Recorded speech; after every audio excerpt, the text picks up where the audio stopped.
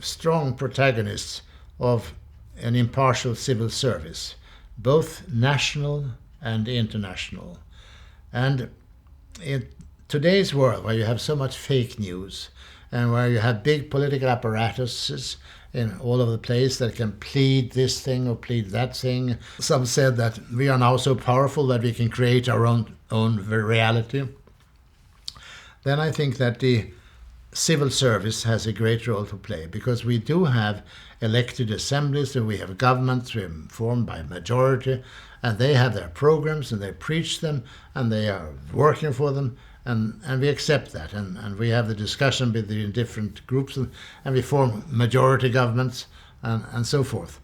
So they preach those. But they, in this competition about ideas that are propagated from political parties, I think we need also have a help in making sure that there is a basis for discussion in which you have almost impeccable facts. No one in this world can be 100% objective, but my ideal is to have a dossier on the table, the facts on the table that are as correct as they can be.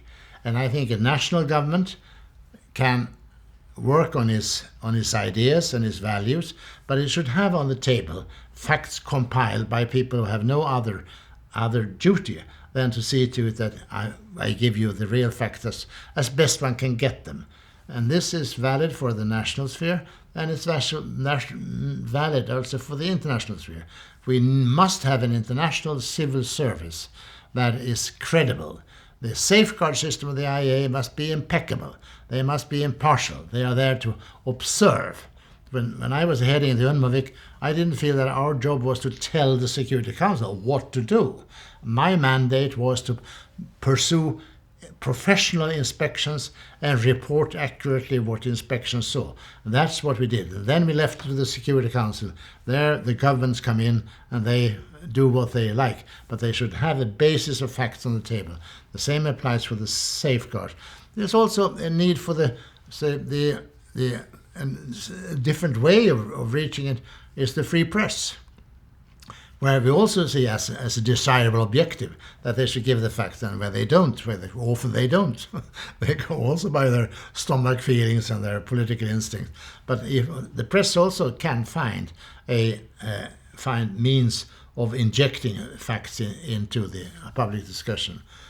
And then how you promote this is a practical and important question. If you take the international system of international organizations like the World UN or the IAEA, which I have experienced, well, it means that you recruit people who say that abide by the rules in the statutes, and the statute invariably says that you must not take instructions from your government.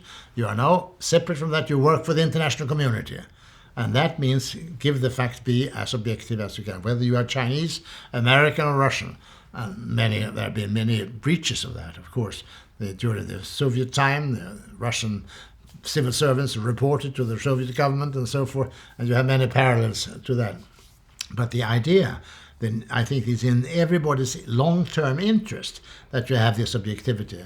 I would even say that such factors as long-term contracts is important, because long-term contracts may also increase the independence of the international civil servant from the country from which he came, and create an immunity against such influences. So there are many factors that affect it, but the ideal of an objective international civil service, yes, that I think is a fundamental requirement for the future world organization.